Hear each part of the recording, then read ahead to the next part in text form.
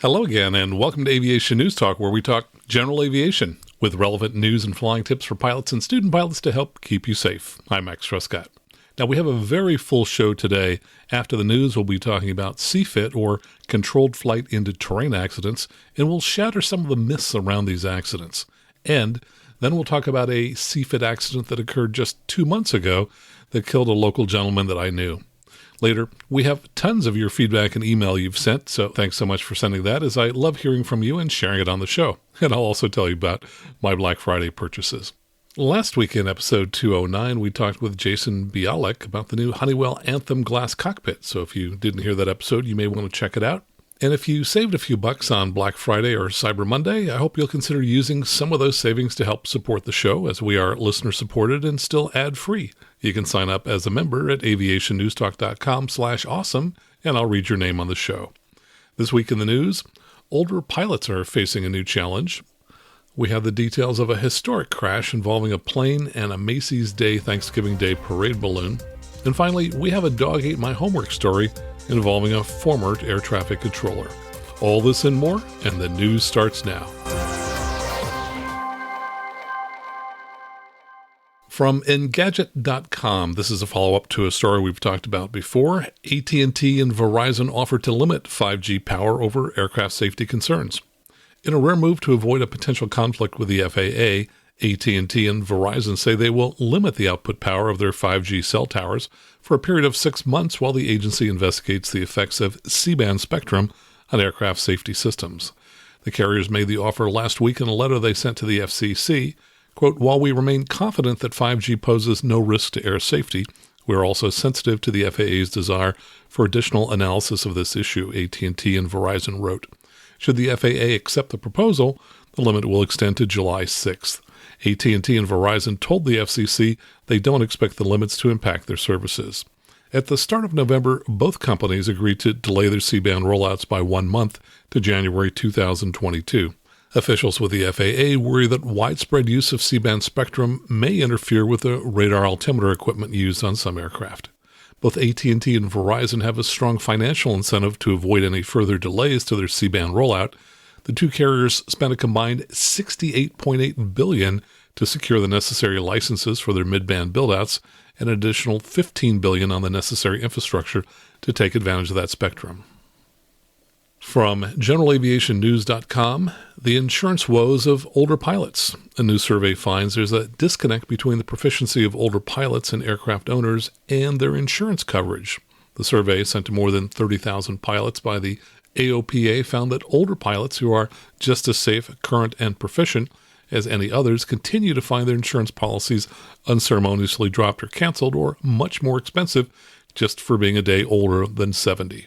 Some findings of the survey: pilots older than 70 have flown an average of nearly 70 hours in the past year, compared to a recent survey of AOPA members that found that half the pilots were flying less than 50 hours. Respondents who are 70 or older were no more likely to have been involved in an accident in the past 5 years than younger pilots. More than 75% of the surveyed pilots over 70 have an instrument rating, compared to 66% who are under 70. More than 50% of the surveyed pilots over 70 have an ATP or commercial certificate, compared to 40% under 70. Older pilots are engaged and actively working to stay proficient. Those age 55 and older comprise more than 40% of the total viewership of AOPA Air Safety Institute YouTube safety videos. Insurance premiums have continued to rise, and older pilots are finding it more challenging to stay covered or get a policy, according to AOPA. Medical incapacitation continues to be among the rarest of accident causes, they add. We have looked at this issue from many sides, including a review of accident and incident data, and for some reason, carriers are not renewing policies or are quoting exorbitant premiums, even for pilots with impeccable safety and health records, said AOPA President Mark Baker.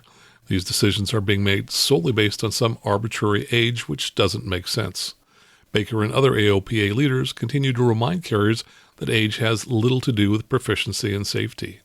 In the meantime, AOPA officials remind older pilots that they should not let a current policy lapse when shopping for insurance. In fact, be very mindful when considering changing carriers, as a policy with a new insurance company could be harder to obtain, they said. If we want to look at the best for all of us to stay proficient and sharp and help keep claims down, we need to simply keep flying. We're better pilots, and our aircraft stay safer. when we continue to enjoy this passion for the freedom to fly, Baker said. From GeneralAviationNews.com, FAA to CFIs, teach the impossible turn.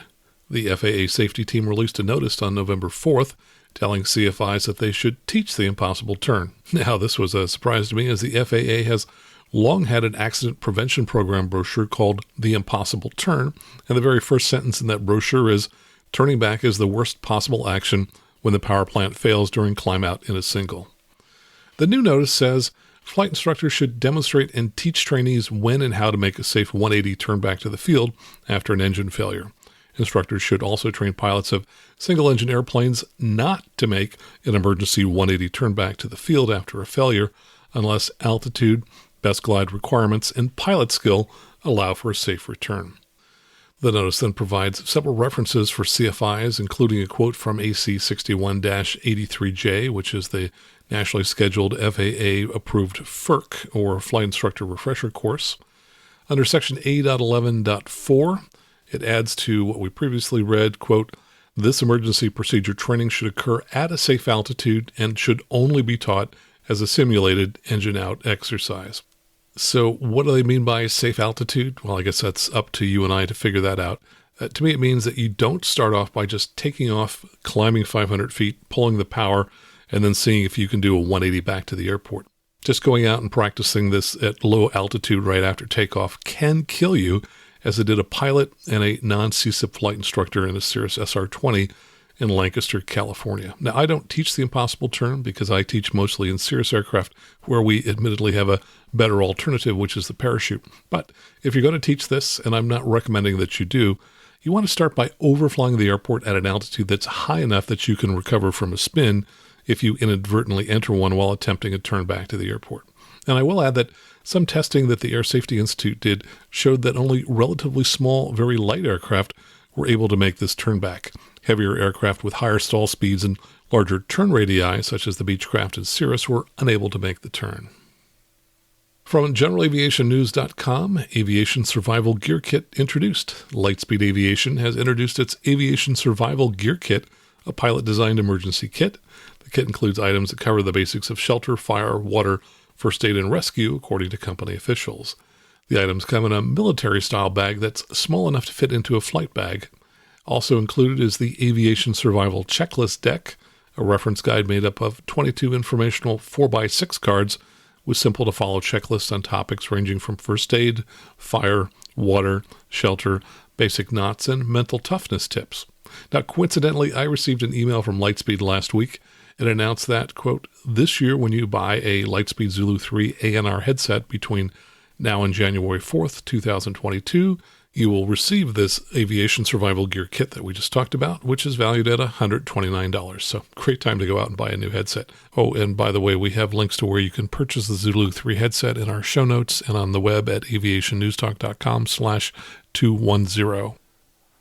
From the fearoflanding.com blog, Piper Malibu loss of control over the channel. Now, Sylvia Wrigley, and a writer I've known for at least a dozen years, writes the Fear of Landing blog. She provided some critical new details about an accident that we've talked about twice, first in episode 100 and then again a month ago in episode 206. Last month we reported that in the UK, David Henderson, organizer of the flight on which footballer Emiliano Sala and the pilot David Ibbotson were killed, was found guilty of endangering the safety of an aircraft. Sala was an Argentine professional soccer player. The pilot, who was not commercially rated, crashed in the English Channel at night while trying to avoid rain. Henderson was sentenced just 2 weeks ago to 18 months in prison. And Sylvia's article provided two key clues that I'd never heard about, despite having read numerous stories about this crash. She wrote, the passenger's body was recovered 3 days later. The pathologist found that the passenger had died in the impact, but more interestingly, his tests showed a COHB, or carboxyhemoglobin level, of 58%. In other words, the passenger was suffering from severe carbon monoxide poisoning. He didn't show any symptoms of CO poisoning in the video footage from security at the Nantes airport in France, and no one who interacted with him noticed anything strange, so it seems that he was poisoned during the flight. There were no signs of a fire before impact, which makes the most likely source of CO to be exhaust gases from the engine entering the cabin. The pathologist said that the passenger would almost certainly have been deeply unconscious at the time of impact. The pilot's body was never recovered, but as the Piper Malibu's cockpit and cabin are a single space, the pilot must also have been exposed to some level of carbon monoxide.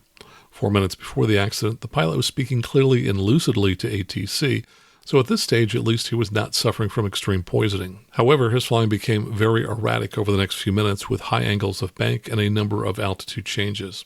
And there's one other clue that Sylvia wrote about earlier in her article, though she didn't link it to the CO exposure. The pilot had flown passenger Emiliano Sala on 2 flights. The first was from Wales to France, and the fatal return trip a couple of days later was from France back to Wales. About the first flight, she wrote, "At some point during the flight, the pilot heard a loud bang or boom and saw a low-level mist at the bottom of the aircraft.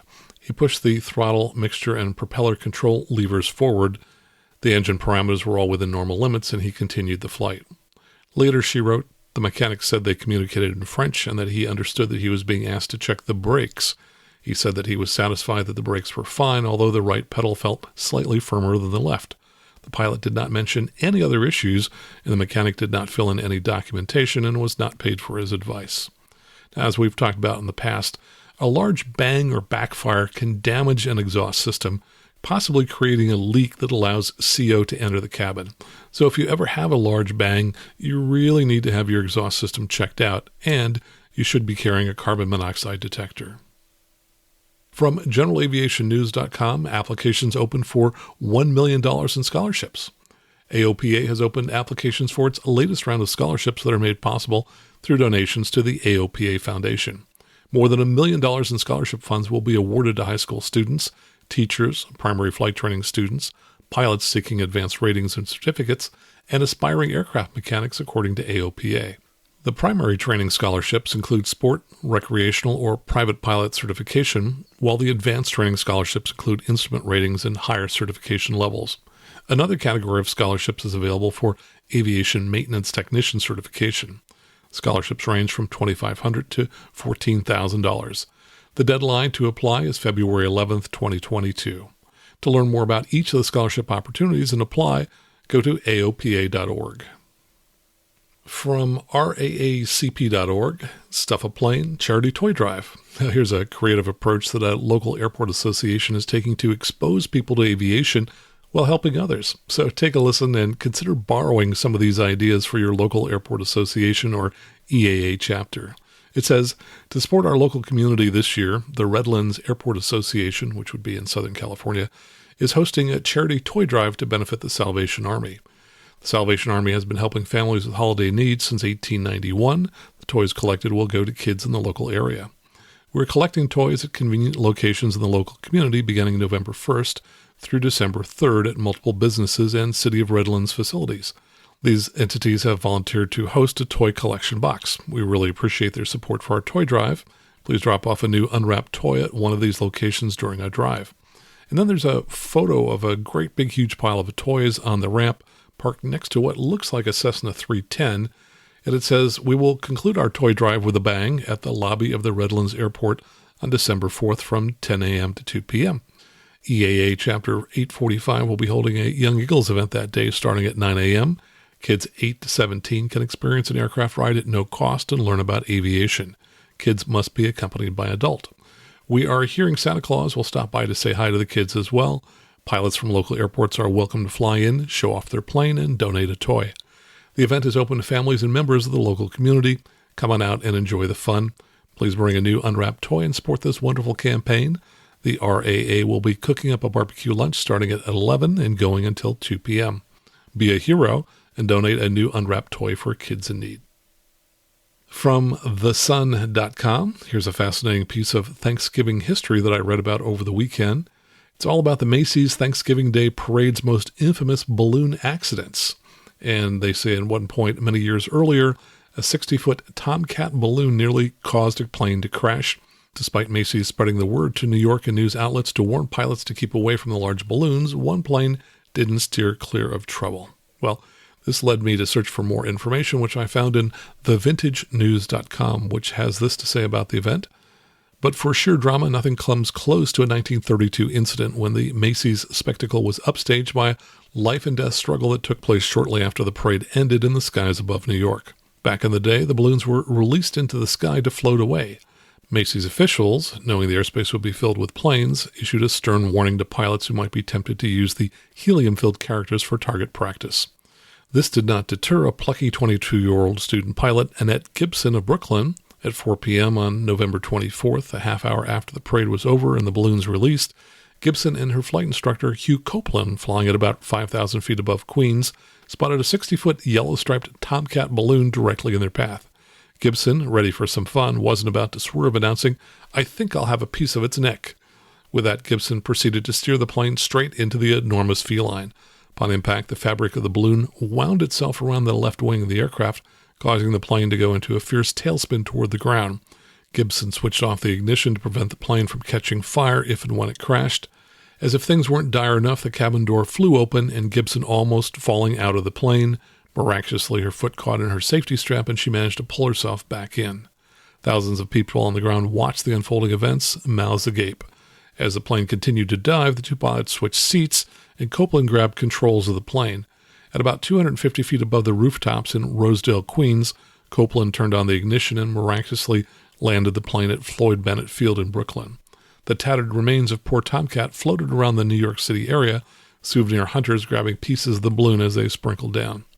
As for the intrepid co-pilots, after an investigation by the Department of Commerce Aeronautics Branch, both Gibson and Copeland were grounded for violating federal regulations forbidding stunting over busy areas. Gibson, however, did become front-page news. The New York Times headline read, "Flyers hit balloon, plunge 5,000 feet." In the following year, Macy's put the kibosh on releasing balloons into the wild blue yonder. And I should add that Annette Gibson may have been the inspiration for what the FAA now calls the 5 hazardous attitudes. She certainly demonstrated impulsivity when she said, "I think I'll have a piece of its neck." It reminded me of a pilot who was flying just offshore from California who decided it would be fun to just dip one of the airplane wings in the water. So please remember, airplanes are finely balanced devices, and you don't want to just impulsively decide on trying new ways to fly them. From avweb.com, Hopscotch Air, a pioneering provider of small airplane air taxi services in the northeast of the U.S., plans to launch a new commuter airline service to prominent northeast destinations this spring. The new service is designed to supplement the airline flights lost over the past 2 years. Andrew Schmertz, CEO of Hopscotch Air, said, quote, "We've seen many regional airlines pull back on services as travel demands drop. Some have gone out of business altogether. We're uniquely positioned to step in by right-sizing this market because people still need to fly." The company intends to initially fly a new fleet of 8-seat turboprop aircraft to fulfill the demand and has signed a letter of intent with Transcend Air Corporation to acquire the award-winning VY-400 vertical takeoff and landing aircraft to add non-airport routes when the VY enters service. The company is also eager to adopt novel battery electric aircraft as they come to market and prove economical. Hopscotch Air will continue to grow its Cirrus-based business. The origination and destination pairs have not yet been announced. However, flights will originate from New York metro airports, including Hopscotch Air's current base at Westchester County Airport. Hopscotch is also looking at the North Carolina market for expansion. And finally, from newstalkzb.co.nz, here's a story about a New Zealand air traffic controller who came up with a dog-ate-my-homework excuse. A flight controller who claimed his drink was spiked after losing his job has had his application for interim reinstatement denied. New recruit Liam Scullin went to the Employment Relations Authority to fight for interim reinstatement after the offer of employment was terminated by Airways Corporation of New Zealand. While the Employment Relations Authority, ERA, said the man had an arguable case for unjustified dismissal, the authority found his case to not be strong enough. Scullin had trained for and had accepted an employment offer as an air traffic controller when he tested positive for MDMA, which I believe is ecstasy, in a hair follicle test. Airways, a state-owned enterprise, is the only entity certified by the CAA to provide air navigation services in New Zealand. Scullin paid over $20,000 for his air traffic control training. In March 2020, he was sent to Gisborne Control Tower, where his final performance assessment was completed. Later that month, he was offered a job on many conditions, including that he completed a pre-employment drug and alcohol test. On April 17th, Airways phoned Scullin and told him his hair sample had tested positive for ecstasy. At a Skype meeting that afternoon to discuss the results, Scullin was asked if he had any initial comments. He explained it could only be an error or mistake in the testing process. Scullin said he had attended the Rhythm and Vines Festival at New Year's and whilst there had become intoxicated. He said there was a realistic possibility that someone had slipped drugs into his drink or offered him a drink that already had drugs in it. When asked whether he could recall experiencing any effects he would not normally associate with alcohol, Scullin said he had no such recollection due to the amount of alcohol he had drunk. The Drug Detection Agency said a one-off event of sharing drinks would not appear on the hair follicle test. They said that the hair follicle test shows a lifestyle approach to drug use. Scullin was informed about his positive drug result, and the Airways terminated his employment. Scullin argued he should be granted reinstatement because Airways is the only place in New Zealand where he can work in his trained role. Airways argued that he had demonstrated, as a result of the positive test at a very early stage in his engagement with Airways, that he engaged in drug use, and that is not compatible with a safety-conscious environment Airways must operate in. While the judge said Scullin had an argument, it would not be strong enough, and interim restatement would not be ordered. Well, that's the news for this week. Coming up, we're going to talk about controlled flight into terrain accidents, all right here on the Aviation News Talk podcast.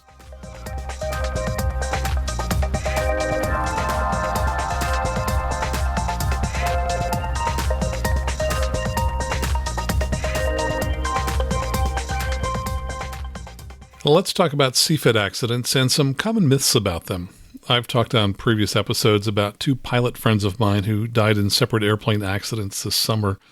Unfortunately, a third pilot who I knew died in an aircraft accident in September, and it was a CFIT accident that we'll talk about in a few minutes. By my count, that's a total of 11 pilots I've known who've died in separate aircraft accidents in the past 20 years, and no, these were not Facebook friends. These were all people whom I've met face-to-face and in some cases had flown with. 10 of them lived locally here in the San Francisco Bay Area, and another one lived in Texas. So it's been a tough few years here.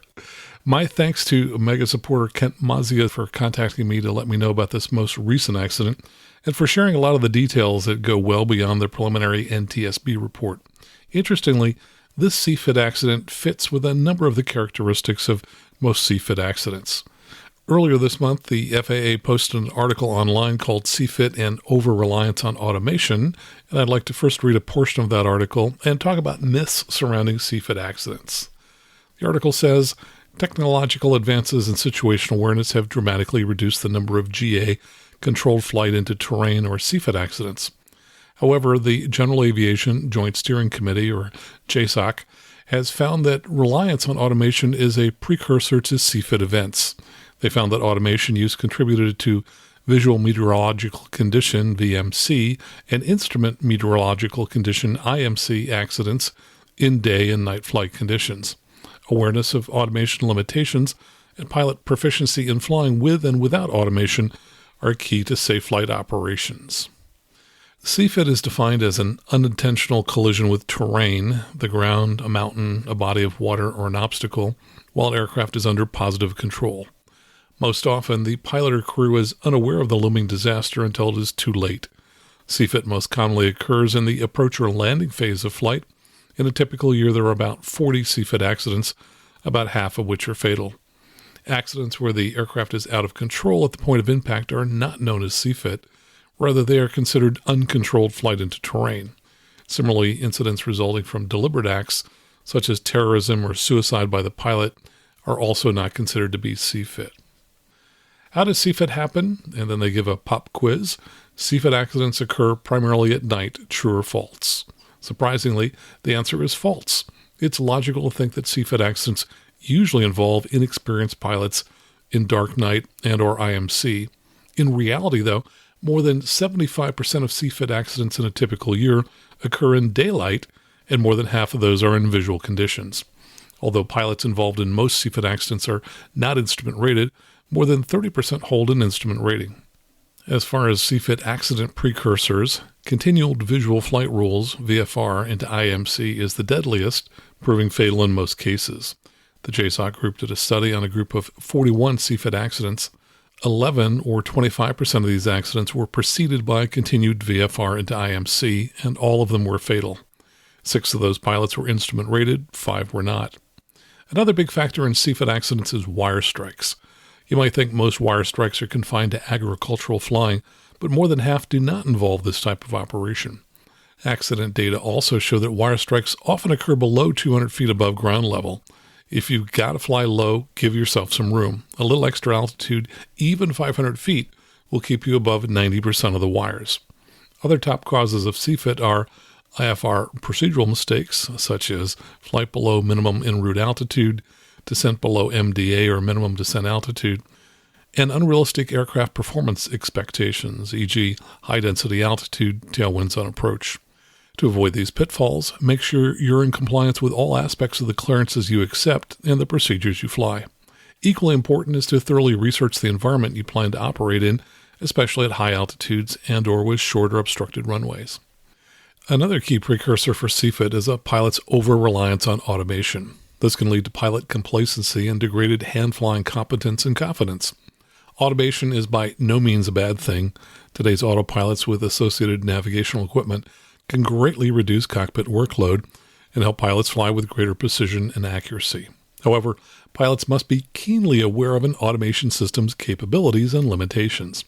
That means understanding when your system is operating normally and when a failure mode requires you to step in and fly manually. Automation systems are also dependent on good data to fly precisely, so be on the lookout for any faulty sensor input that could lead to an inappropriate response. Most GA autopilots will hold a heading and many will hold altitude as well. These features have led to surprises, though. Pilots flying on autopilot at night have failed to notice ice accretion until the autopilot disconnects when it can no longer maintain altitude. And lateral fuel imbalances that you'd be sure to notice while hand flying can be masked by the autopilot until it disconnects because it can no longer keep wings level.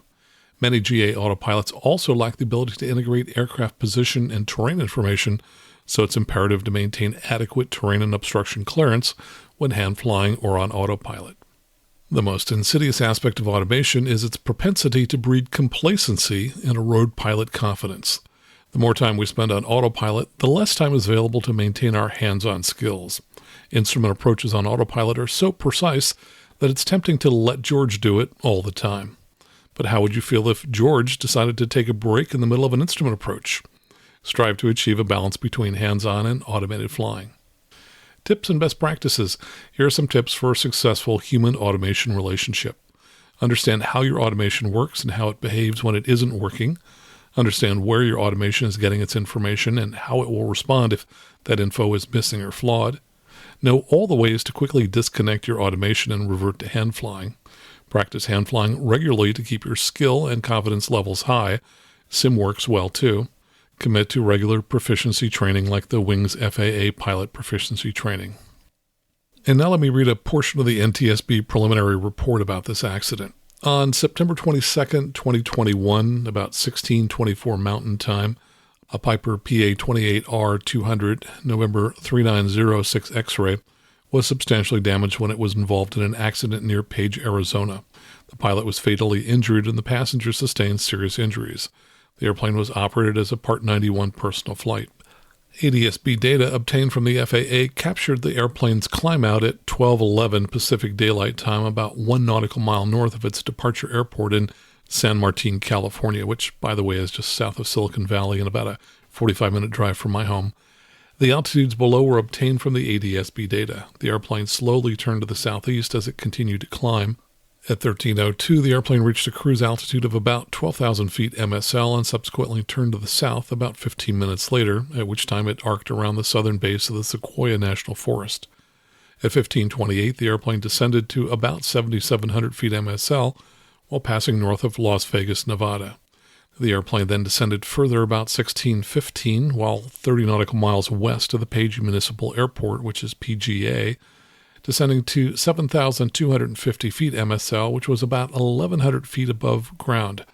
At 16:23, the airplane descended to about 6,600 feet MSL, where it remained until about 16:23:46, when it began its final descent from 500 feet AGL.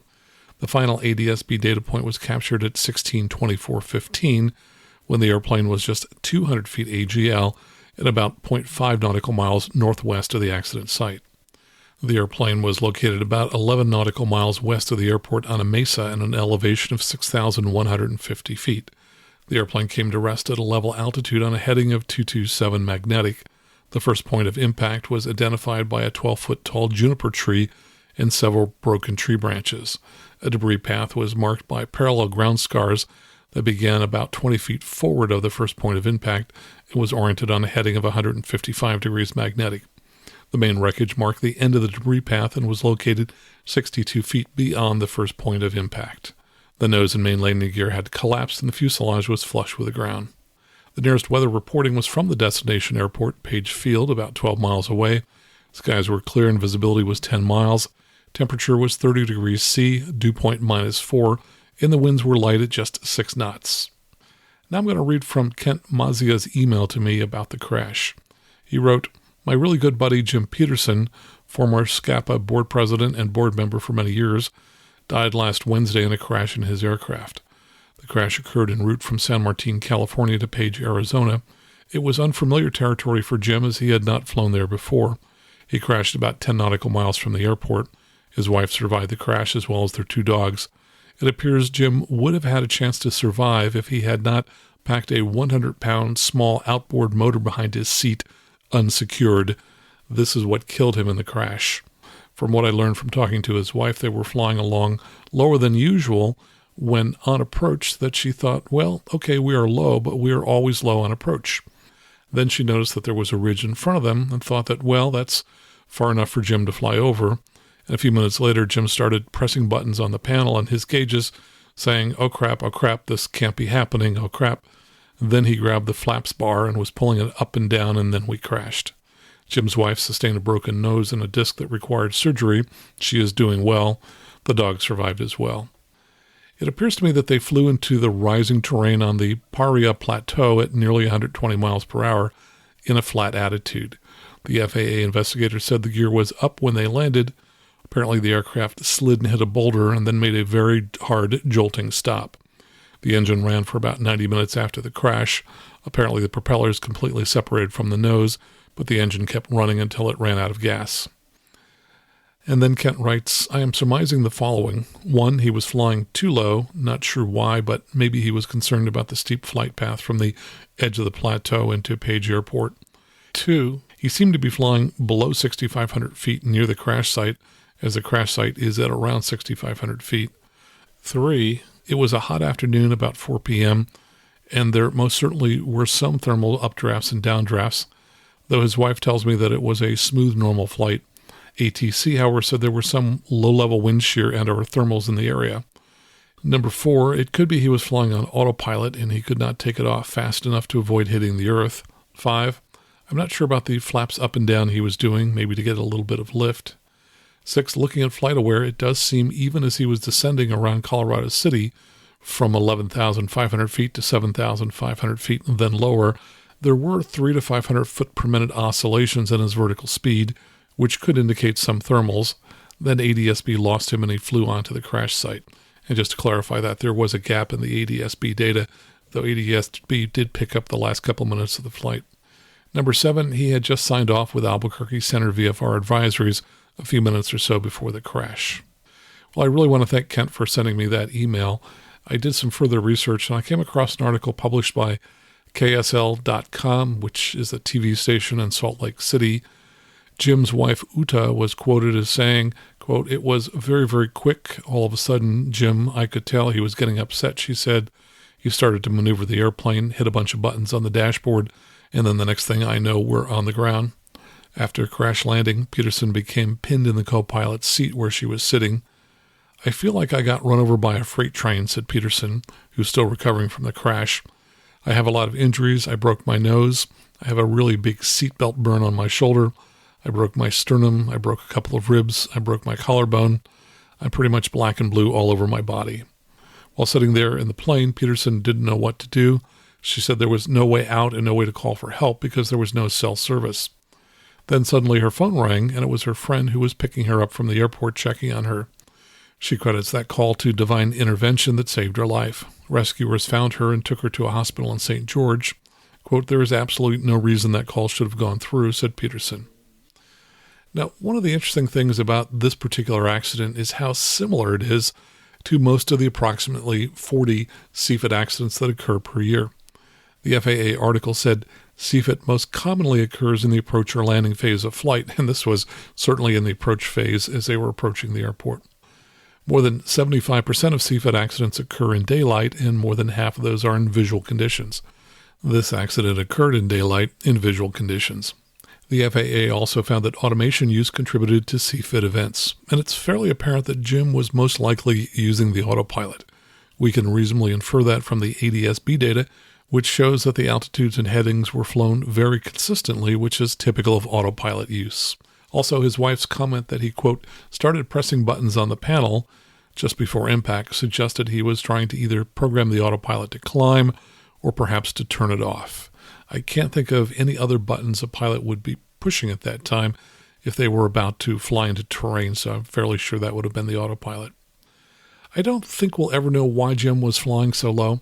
Perhaps he was unaware of the last ridge just before the mountains, or perhaps he misset the autopilot and was flying 1,000 feet lower than he planned. He was at 6,500 feet, and 7,500 feet would be a more typical altitude for his direction of flight, though since he was within 3,000 feet of the ground, there was no requirement for him to be flying at 7,500 feet or at some odd number of thousands of feet.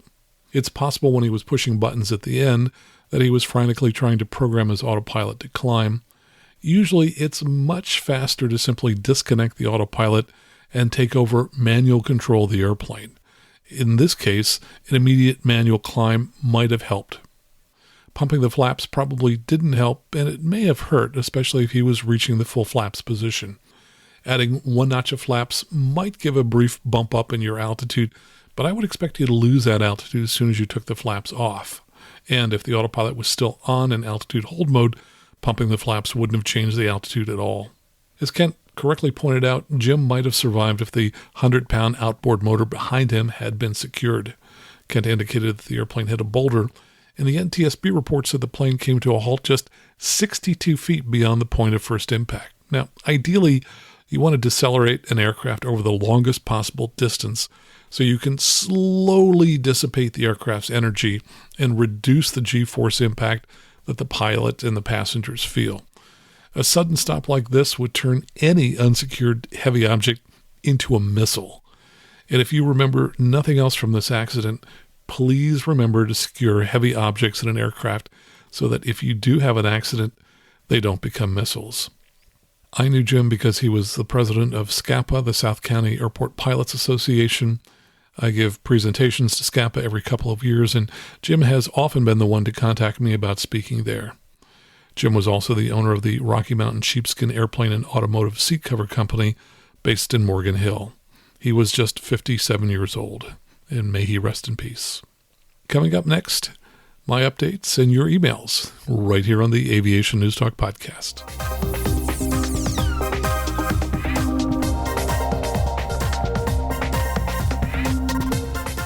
And let's start off with a fun little audio clip from NorCal Approach. This is from 12535, which handles the approaches into Oakland. They weren't particularly busy. They got a little bit chatty, and I had to chuckle when I heard the comment about rich people. This is a conversation between the sheriff's office and NorCal Approach.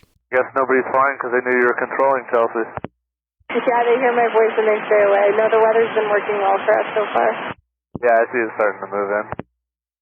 Usually on Thursday's actually on my schedule usually the worst day because all the rich people are going up to Tahoe.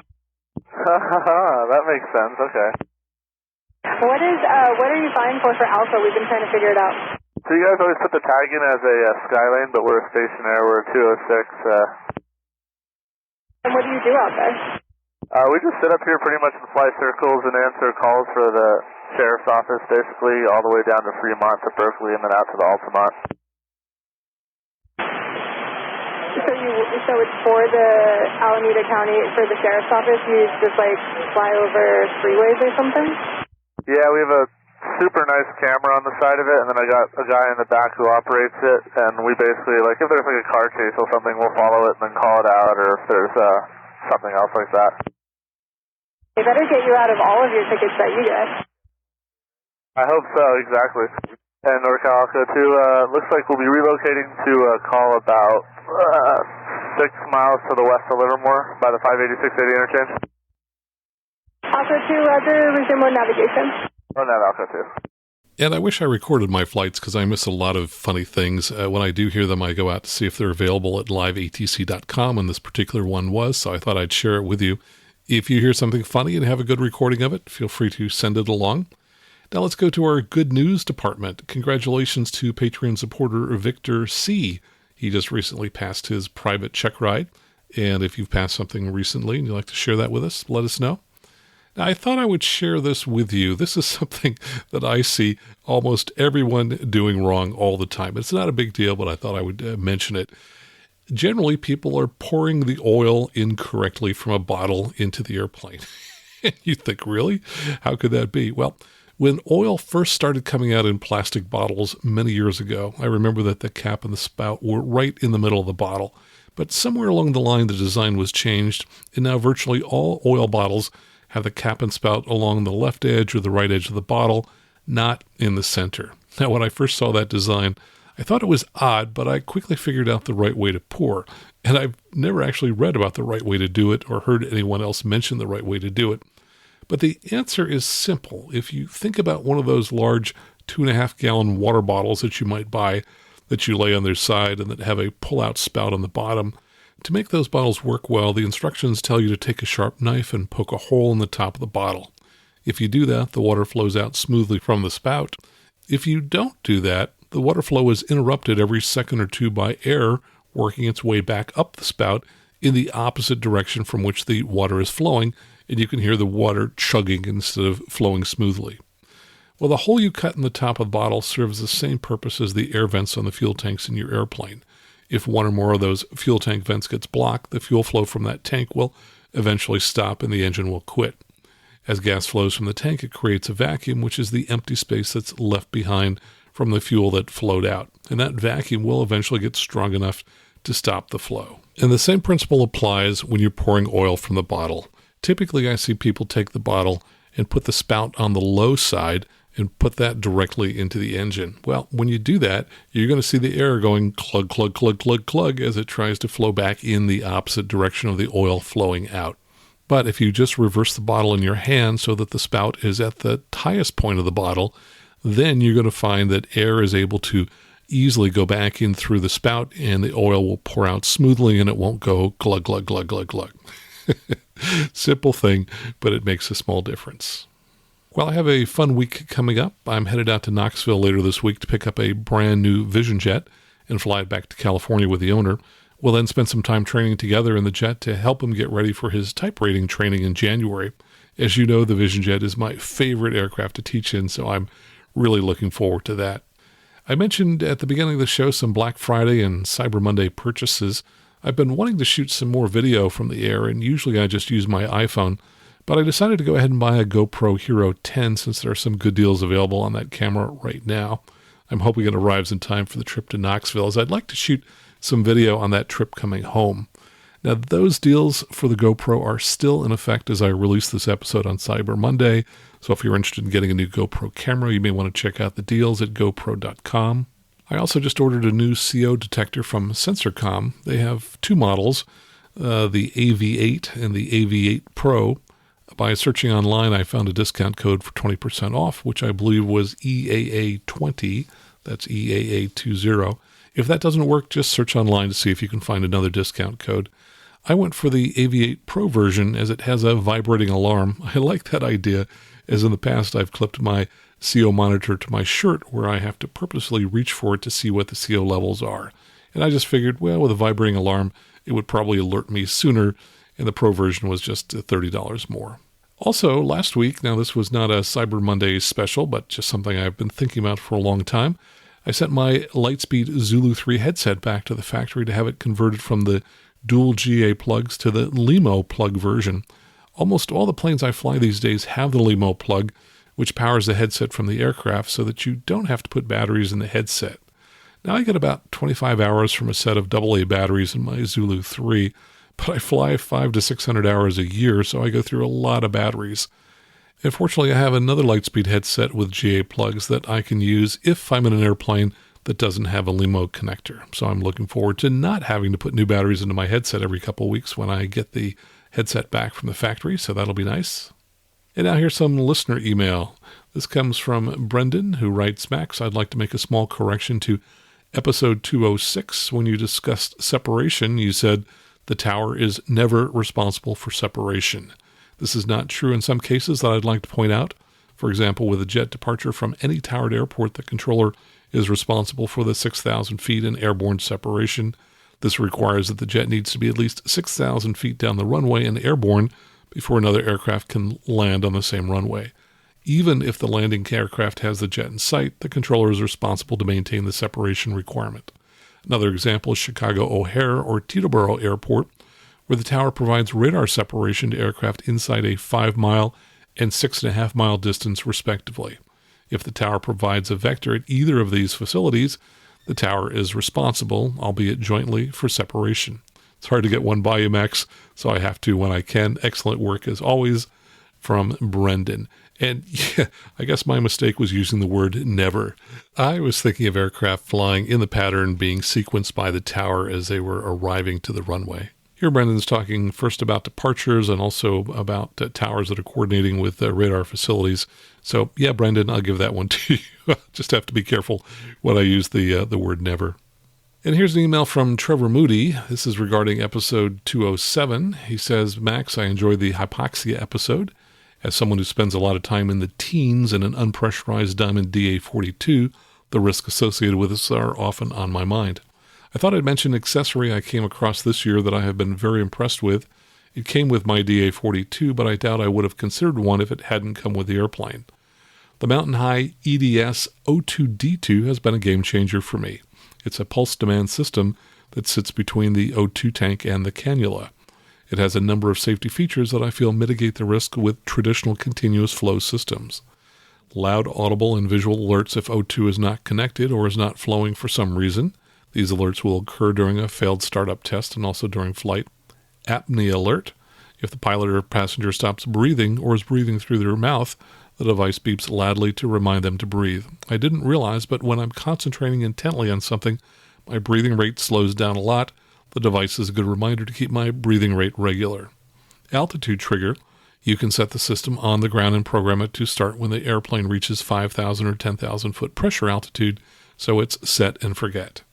As a pulse demand system, the device only delivers O2 when the user takes a breath, and the volume delivered is pressure adjusted, hence it uses dramatically less O2 than continuous flow systems I've used in the past. Also, the system is simple to operate once you're used to it, and it's well engineered. He says, I have no affiliation with the company, just impressed. I'm still very cautious when flying on oxygen, but I believe this significantly reduces the risk profile of high GA altitude operations for non-pressurized planes. And I'm familiar with the O2D2. I first learned of it when I was at the factory at Columbia for the Columbia 400 in 2006, and a number of their aircraft had that in it. So great little device. I'll include a link to it in the show notes and encourage people to check that out. Also, regarding the same episode in which we talked about a Beechcraft, which had climbed up to flight level 240 without clearance and the pilot was unconscious, there was a comment on catherinesreport.com about that accident, and it reads, I was 30 when I did the altitude chamber at Cami in Oklahoma City. I was a runner and I was in the best health and the youngest of the guys in the box that day. If I recall correctly, we initially went to 20,000 feet for a bit where they gave us our simple assignments. My assignment was simple grade school addition. We then did the rapid decompression to 25,000 feet. All I remember before I passed out was a really nice warm fuzzy feeling as I struggled with the math. I was the first to go in about 1 minute. I was told that I went quickly because I was a runner, opposite of what I expected. I recovered quickly after going on the O2 and was able to observe my workmates as they slowly went over the next few minutes. One guy actually became violent as they worked to get his mask on. Very educational. I would not trade the experience for anything in my aviation training. After that, I always had a greater respect for monitoring the pressurization and the use of the O2 and the mask. And someone else commented on the same article saying that the FAA had said that the pilot had climbed to flight level 240 without permission and that the maneuvering was consistent with weather avoidance, but some mystery as there were no comms and no flight plan filed. It says the pilot's comms can be heard on a link below at KFTW. It says ground provides taxi instructions at the 18-minute point. The aircraft checks in with the tower at 23 minutes saying we'll be northeast. lines up to wait and cleared for takeoff at 27 minutes. Tower approves frequency change at 29 minutes, no handoff to departure. So clearly this pilot was not IFR, and it looks like he may have just climbed to avoid the weather, and as a result eventually ended up unconscious. And here's an email from Patreon supporter Dave Mashad talking about the same incident. He says, I'm a 3,400-hour pilot who is spending the early phase of his retirement instructing and flying a turbo-normalized Bonanza around up high over long distances with loved ones. Loved your podcast. Wanted to add an additional perspective to episode 207. I'm a healthy person in their 60s who has bicycled over many mountains over the years, so my lungs work fine. I always follow the Part 91 rules on oxygen use with no issues, but things didn't always feel right in the high teens. A few years back, I did get a pulse oximeter. Lo and behold, with a perfectly functioning cannula system set correctly, my oxygen levels was in the high 80s at best, while my wife sitting by my side was happy at 98% plus. Cranking up my flow 3 to 5,000 K solved my problem. Of all things, the culprit was my nose. A deviated septum, compliments of a mishap at high school, was determined to be the root cause. So what I want to impart here is that if you are routinely flying in non-pressurized aircraft at altitudes requiring oxygen, please add a pulse oximeter as a mandatory item to your checklist and use it. It's a true window into what is happening in your body, even those healthy ones. Dave, thanks so much for that. And I also want to mention a new video that just came out. This is the latest in the series called Accident Case Study. This one's called Into Thin Air, and it recreates the events that led a Beechcraft Bonanza G36 to crash shortly after departing Aspen, Colorado, on its way to the pilot's East Coast home base. And ASI Senior Vice President Richard McSpadden says, quote, density altitude affects every airplane. We're taught about it, but it's an abstract concept until we experience it in concept. The Bonanza's encounter with high-density altitude, an inherent hazard in high terrain that significantly degrades aircraft performance, coupled with deceptively upsloping terrain, left no escape for the two flatland pilots attempting to fly up and over an unknown canyon. And I'll include a link to that really excellent video in the show notes.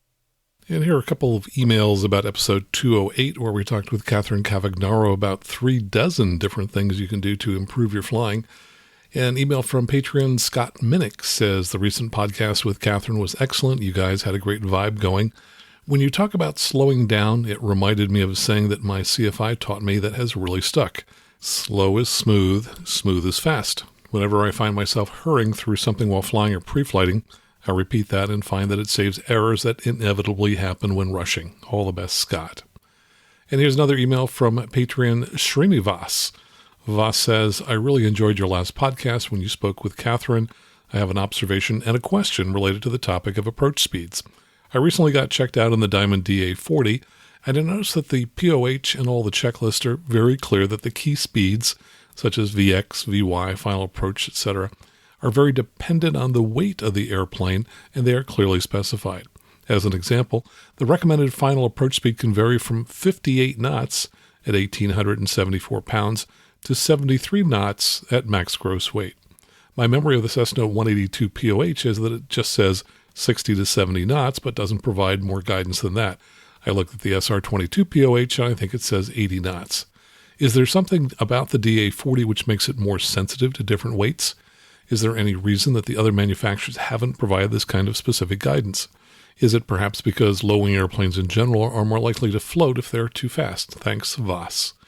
And I emailed Voss with a couple different comments. First, I pointed out that there probably wasn't any requirement for Cessna, Cirrus, and others to put in all that information, but instead Diamond went above and beyond what was required, which is why they have the additional charts.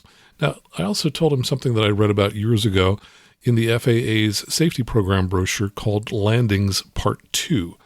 And the quote is, this is how you can estimate the approach speed for airplanes that do not provide approach speeds as a function of reduced landing weight. For airplanes without a table of approach speeds as a function of reduced weight, a rule of thumb is to reduce the calibrated approach airspeed for the maximum weight of your aircraft by 1/2 of the percentage of the weight decrease. For example, if the airplane's weight is 20% below maximum, you would decrease the approach calibrated airspeed by 1/2 of that, or by 10%. And then they give an example for an airplane with an approach speed of 65 knots. If you fly an approach with a 20% decrease in weight, or at 80% of the maximum landing weight, The new approach speed would be 65 knots minus 10% of 65, which brings you down to 59 knots or 56 indicated according to the correction table. So no, the diamonds aren't different. They just provide more information. And here's a question that came through on Facebook Messenger from a gentleman named Denver. He says, this is a great question, do you have any idea why an ATP needs to be able to swim?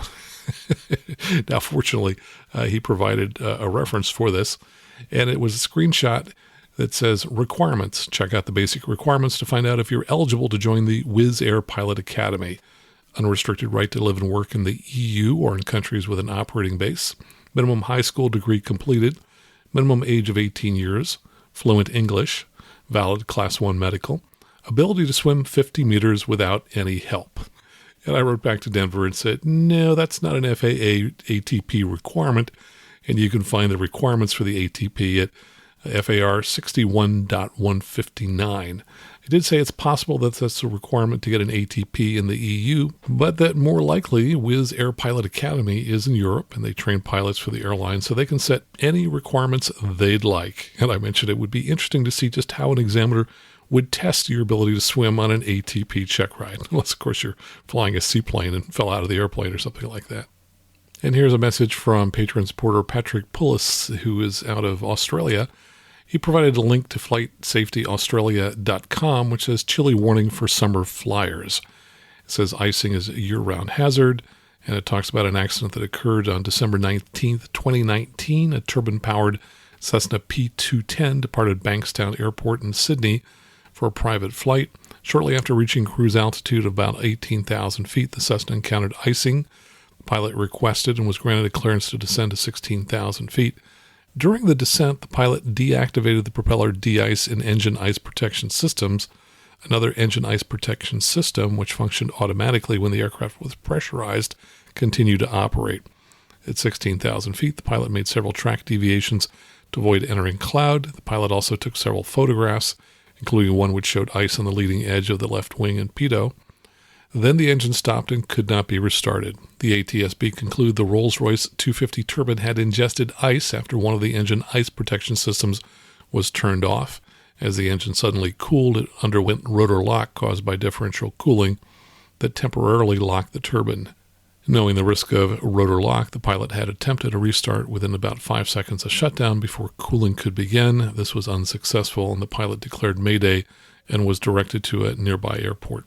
And this reminds me that there have been some aircraft that have actually shot themselves down by turning on the de-icing system too late.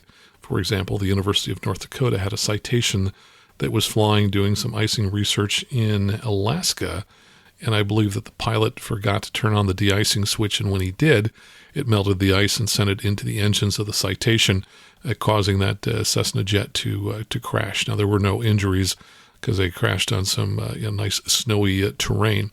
But yeah, there are all kinds of issues that can come up with de-icing systems if they're not used properly. And speaking of aircraft that have trouble staying up in the air, I found a rather interesting series of accident reports all involving the same airplane over a very short period of time. This comes from catherinesreport.com. It's regarding a Seawind, which is a very high-speed experimental home-built seaplane. I think there are only about 60 to 70 of these that have been ever built, and this particular gentleman was having a lot of trouble with his. The story starts out with crash number 1, in which it shows that he landed gear up. The pilot escaped with injuries, but the Seawind got banged up. Crashes number 2 and 3, the airplane stalled and came down hard into the left of the runway, into the weeds and the bumpy sage-grass. Again, the pilot escaped without injuries. Crashes 4 and 5. A few days later, the pilot wrote, "My plan was to go north along the western slope of the Rockies to avoid the approaching front from Taos, New Mexico." He ran into a rain squall, but the plane performed well enough for him to engage the autopilot using rivers and highways as navigational aids, turning east after about 2 hours in the air. He says the left wing servo was stuck and that the nose of the airplane kept pitching up. When it got worse, he put a rag between his knee and the yoke and pushed as hard as he could toward Nebraska. There was stalling, there was skipping through the rough, and there was crisscrossing the runway, but after 4 attempts, he landed at the O'Neill Municipal Airport in Holt County.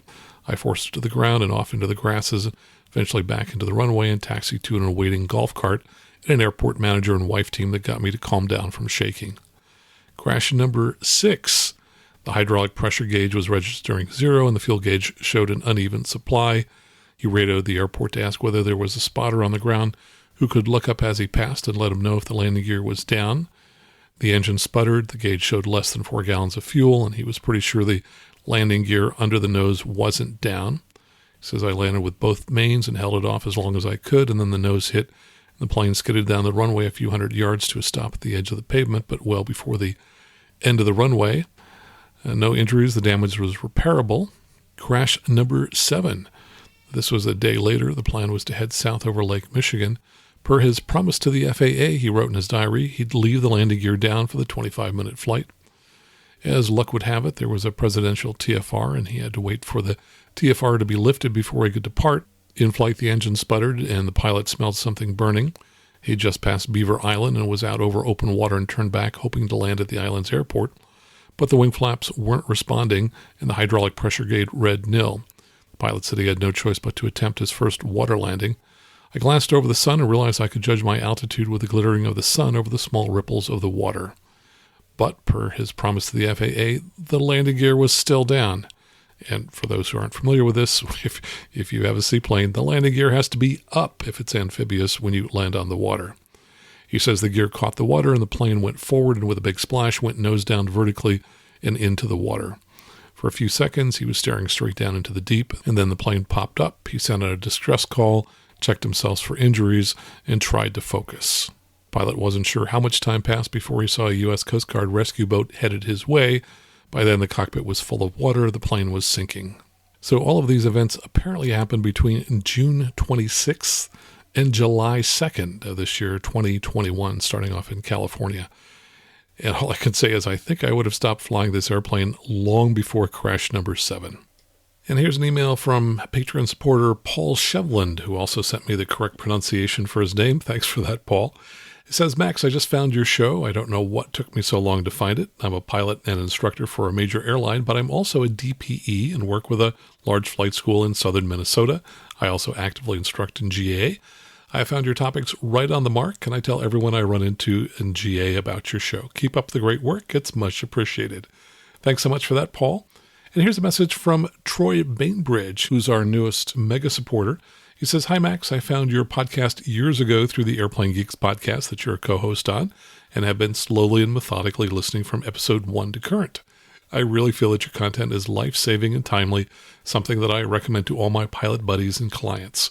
I'm a CFI II with single-engine and multi-engine commercial instrument ratings. I also have unique training in flying paragliders and currently have an advanced P4 rating and T3 tandem instructor rating, which I don't know what that is. We'll have to find that out sometime in the future. He says this is not a well-known realm of aviation or gliding, but truly amazing. In addition, I just recently wrapped up my helicopter add-on this October and plan on adding commercial and CFI next. Thanks again for all you do. If you ever want to have someone on to talk paragliding and how it helps with flying skills, let me know. Take care, and as you say, keep the blue side up. And I'll add, unless you don't want to. Well, Troy, thanks so much for joining us as a new mega supporter. Mega supporters are listeners who donate $50 a month or more, and they get a book in the mail from me after a couple of months. We have a couple new Patreon supporters. See if you know who any of these people are. David Machad, whose email I just read. Emile Parent, who's from Canada. And Jose Cabrera. We also have a new PayPal monthly supporter, which is Rick Lipskin. And we have 2 one-time donations via PayPal. Robert Toe at $25. An anonymous donation for $100. Thanks so much for supporting the show, and we're coming up on the end of the month, and that's the time when credit cards expire and we always lose 5 or 6 supporters, at least half of whom never go back in to take the time to update their credit card. So we're constantly looking for new people just to stay even. So if you thought about donating the show, now would be a great time to do that here at the end of the month. Donating is so easy. Just go out to aviationnewstalk.com/awesome, which takes you to our Patreon site, or go to aviationnewstalk.com/PayPal, where you can make either a one-time donation or a regular monthly donation via credit card. And let me tell you about our mega supporters, the people who donate $50 a month or more. Brian Deere lives in Texas. He sold his 206 and now has a 172. Tyson Weiss, he's the co-founder and CEO of 4Flight, a popular EFB app. Dave Brochet, he's retired from the Navy and completed his instrument rating. He now flies Pipers and Cessnas at the Navy Flying Club in Jacksonville, Florida. Kent Mazia, he and his wife Misty own a 2007 Cirrus at the Alpine Air Park in Wyoming, and he's the gentleman who told me about Jim Peterson's accident. Matt Souza, he's a private pilot flying a 172 out of Chicago Executive.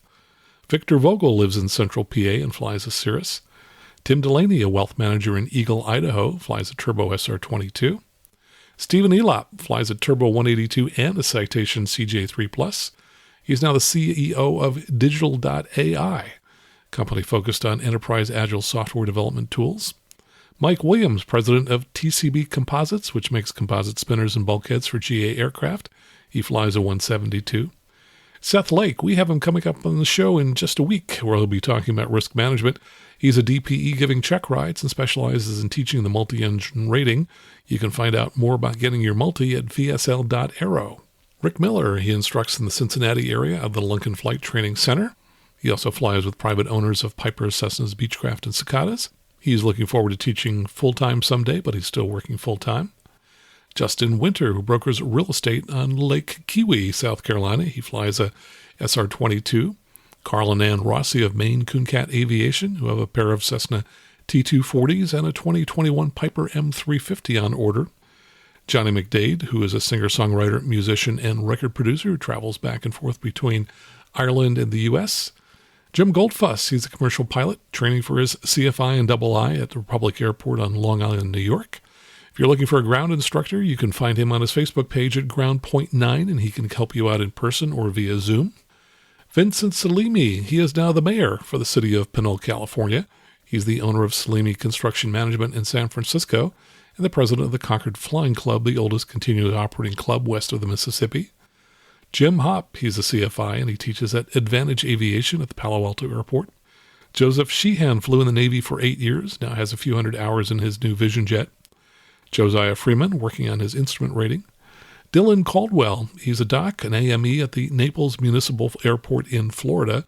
So if you need basic med, first, second, or third class flight physicals, please contact him at aviatorsclinic.com.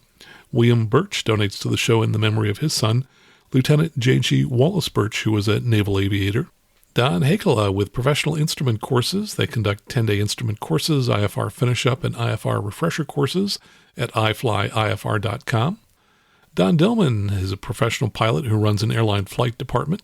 He's also a CFI and most recently has become a Cirrus CSIP instructor. Rick Mattis flies a Cessna 210 out of Fort Worth Meacham. John Tosto is an attorney from Flint, Michigan, and a member of the Greater Flint Pilots Association and co-owner of a Cherokee 6. Vic Bajaj, who lives here in the San Francisco Bay Area.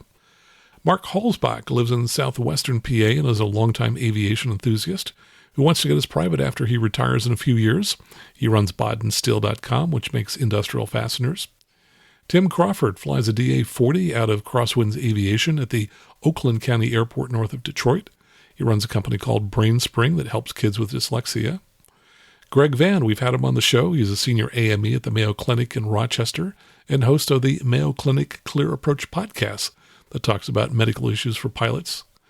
James Kerr, who's in the process of buying a Cirrus right now. We've been in touch. His company makes security screens for protecting your home, and you can find out more at bosssecurityscreens.com. Ed Kelly, who I have to send a big shout-out and thank you to, who helped me with some of my email problems. He flies a Saratoga out of Mount Pleasant, South Carolina, and his 2-year-old son, Bennett, is the best co-pilot he could have. I saw Bennett on some of our recent Zoom phone calls. Jeff Brausch. Michael Ron runs a small wealth management firm in the Woodlands, Texas. You can find him at thesumplanning.com. Todd Kussel lives in Arizona, flies an SR22T. Chris Carnahan, president of Boone Valley Forest Products, and flies a VTEL Bonanza out of St. Louis. Marlon Dutra works in tech in the Bay Area and flies an SR20 G6 and is working on his multi-engine rating with me. Richard Clark plans to start instrument training in the fall, and he's about 18 months into the build of a Vans RV-14A that he hopes to fly by the end of the year. Sean Couch. Greg Kebbell, who's a high-tech entrepreneur from Canada, flies a DA-40NG and is working on his instrument rating. John Sendak, he's a hospital executive in the New York metro area, flies an SR-22 out of Republic Airport. Troy Bainbridge, who specializes in paragliders, has an advanced P4 rating and T3 tandem instructor rating flying out of the Weed and Redding airports in Northern California. My thanks to our mega supporters and to everyone who support the show, either through leaving us reviews, sending us emails, or sending financial contributions. So until next time, fly safely, have fun, and keep the blue side up.